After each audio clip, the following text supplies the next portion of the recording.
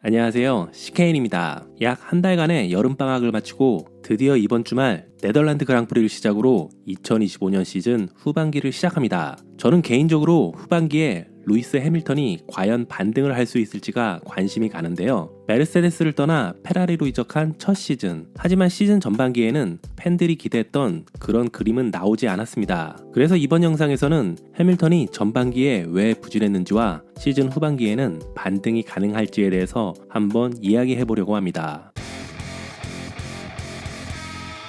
올 시즌 페라리에서 힘겨운 시간을 보내고 있는 해밀턴. 하지만 사실 그의 어려움은 페라리 이적 이전부터 시작됐습니다. 2022년 그라운드 이펙트 규정이 도입된 이후 해밀턴은 꾸준히 고전해 왔는데요. 현재의 차량은 해밀턴이 익숙했던 전통적인 다운포스 생성 방식과는 완전히 다른 특성을 보입니다. 결국 그의 드라이빙 스타일과 잘 맞지 않는다는 분석이 많습니다. 차체 바닥을 통해 공기를 흐르게 해서 다운포스를 만드는 그라운드 이펙트. 이걸 제대로 활용하려면 차고, 즉 라이드 하이트를 최대한 낮춰야 합니다. 하지만 이게 너무 높으면 다운포스가 줄고 너무 낮추면 차체가 바닥에 부딪히면서 포포에이징 현상, 즉 차체가 수직으로 반복적으로 위아래로 튀는 진동 현상이 발생합니다. 그래서 팀들은 차를 아주 단단하게 세팅할 수밖에 없고 드라이버는 마치 칼날 위를 달리는 듯한 민감한 차를 다뤄야 하는데요. 문제는 이 부분이 해밀턴의 드라이빙 스타일과 충돌한다는 것입니다. 해밀턴은 원래 공격적인 브레이킹과 빠른 코너 진입을 강점으로 삼아왔는데요. 지금처럼 작은 입력에도 차가 불안정해지는 상황에서는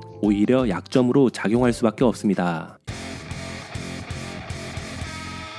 여기에 더해 페라리 SF25 자체의 문제가 해밀턴을 더 힘들게 하고 있는데요. 페라리 SF25는 기본적인 특성 자체가 해밀턴의 드라이빙 스타일과 잘 맞지 않습니다. 해밀턴은 코너 진입 시 후륜의 지지력을 기반으로 한 안정적인 회전을 선호합니다. 반면 팀 동료 르클레르는 엔진 브레이크 활용과 공격적인 코너 진입, 그리고 강한 프론트 밸런스를 선호하는 스타일로 알려져 있는데요. 문제는 SF25가 전륜의 그립과 안정성은 뛰어나지만 후륜 서스펜션 구조상 그립의 예측성이 떨어진다는 데 있습니다. 결국 해밀턴은 자신이 원하는 방식대로 차를 회전시키기 어렵고 코너 진입 순간부터 차체가 불안정하게 흔들리며 한계 상황에서 자신 있게 밀어붙이지 못하는 악순환에 빠지고 있습니다.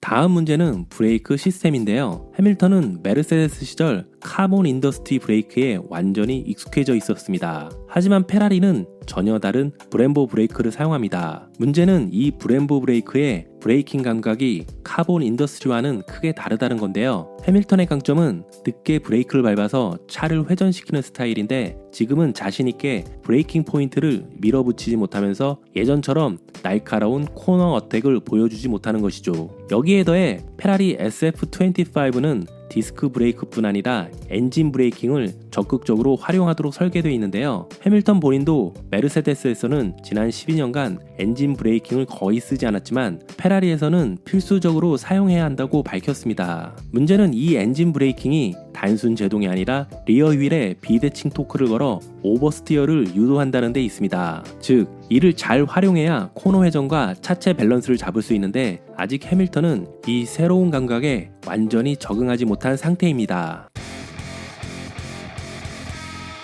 다음 문제는 해밀턴이 가장 크게 불만을 제기한 부분인 바로 파워 스티어링 시스템입니다. 페라리 SF25는 전자유압식 파워 스티어링을 쓰는데요. 문제는 고속 코너에서도 파워 스티어링의 어시스트가 지나치게 강하게 개입한다는 겁니다. 즉, 실제로는 큰 하중이 걸려야 하는 순간에도 해밀턴의 손끝에는 핸들이 너무 가볍게 돌아가는 느낌이 전해지는 것이죠. 이게 왜 문제냐면 드라이버는 보통 타이어가 변형되면서 생기는 자가 정렬 토크, 즉 타이어가 한계에 다다랐다는 신호를 스티어링을 통해 감각적으로 읽어냅니다. 그런데 해밀턴은 지금 그 피드백이 거의 사라진 상태에서 달려야 하는 것인데요. 결국 코너에서 지금 타이어가 얼마만큼 그립을 쓰고 있는지를 촉감으로 파악하기가 굉장히 어렵다는 거죠. 여기에 더 골치 아픈 건 ECU 토크 센서의 반응 지연입니다. 하이지 상황에서 센서 반응이 늦어지다 보니 핸들이 순간적으로 갑자기 가볍거나 무거워지는 현상까지 발생합니다. 그러니 해밀턴 입장에서는 스티어링이 언제 어떻게 반응할지 예측하기가 정말 힘든 겁니다. 해밀턴은 이 문제에 대해 차를 믿을 수 없다라는 뉘앙스로 불만을 드러냈습니다. 페라리 엔지니어들도 이를 인지하고 현재는 어시스트 매핑 조정과 센서 로직 개선을 통해 문제 해결을 시도하고 있다고 합니다. 해밀턴은 올 시즌 전반기에 레이스 엔지니어와 제대로 소통이 되지 않는 듯한 팀 라디오가 종종 방송을 탔는데요. 영국 그랑프리에서는 팀 전략의 부정확성으로 인하여 레이스를 망치는 모습까지 보여줬습니다. 여기에 더해 퀄리파잉에서 트랙 리밋 위반으로 랩타임 삭제, 본 레이스에서는 해밀턴답지 않은 실수들이 계속해서 발생하고 있습니다. 즉, 해밀턴의 부진은 단순히 차량 세팅 문제가 아니라 팀 전략의 부정확성과 드라이버 본인의 작은 실수들이 함께 맞물린 결과라고 볼 수 있습니다. 마지막으로 짚어볼 부분은 심리적 요인입니다. 12년 동안 함께했던 메르세데스를 떠나 페라리에서 맞이한 첫 시즌, 해밀턴은 새로운 환경에서 적응에 큰 부담을 안고 있습니다. 팀 내부에서는 해밀턴이 지나치게 극단적인 세팅을 요구한다는 말이 나오기도 하고, 해밀턴 본인 역시 헝가리 그랑프리에서 나는 쓸모없다라고 말할 만큼 자책에 빠진 모습도 보였습니다. 전문가들은 해밀턴의 부진이 단순히 기술적인 문제 때문만은 아니라고 지적합니다. 팀 적응, 엔지니어와의 소통, 그리고 자신감 회복이라는 심리적 허들을 동시에 넘어야 하는 상황이라는 겁니다. 결국 해밀턴의 성적 부진은 차량의 한계와 심리적 압박이 맞물린 복합적 결과라고 할 수 있습니다.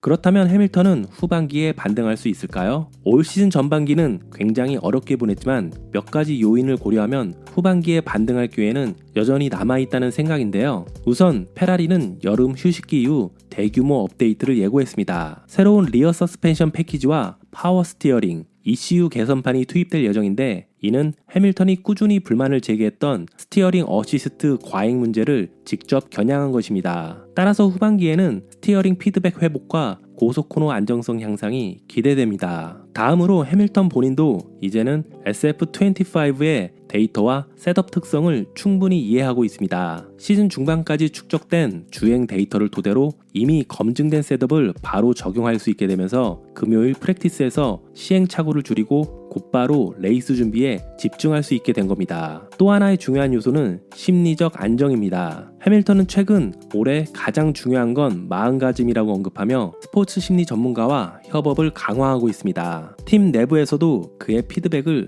더 빠르게 반영하는 방식으로 소통 구조를 개선하고 있다고 합니다. 물론 이러한 개선이 곧바로 그랑프리 우승으로 이어지기는 쉽지 않습니다. 전문가들 역시 해밀턴이 후반기에 포디엄 경쟁에는 자주 모습을 드러낼 수 있겠지만 최종적으로는 현재와 비슷한 드라이버 챔피언십 6위권에서 시즌을 마무리할 가능성이 높다고 보고 있습니다.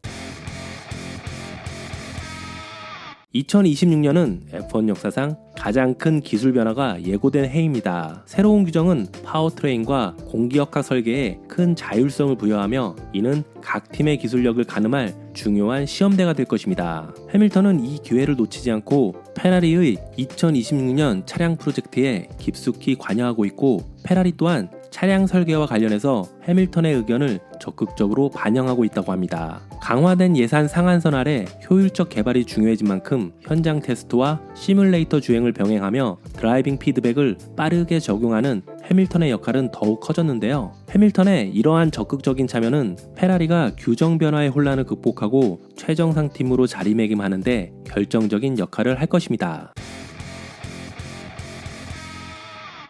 해밀턴이 메르세데스를 떠나 페라리로 이적하기로 결심했을 때 아마 그 누구도, 해밀턴 본인도 페라리도 올 시즌이 이렇게 힘겨울 거라고는 예상하지 못했을 겁니다. 결국 2025년은 해밀턴에게 실험과 적응의 해가 될 가능성이 크고, 진짜 승부는 2026년 새로운 규정과 함께 시작될 것 같은데요. 과연 해밀턴이 올 시즌 후반기에 단순한 적응을 넘어 반등에 성공할 수 있을지, 그리고 2026년에는 화려하게 부활할 수 있을지 굉장히 기대가 됩니다. 제가 오늘 준비한 영상은 여기까지입니다. 시청해주셔서 감사합니다.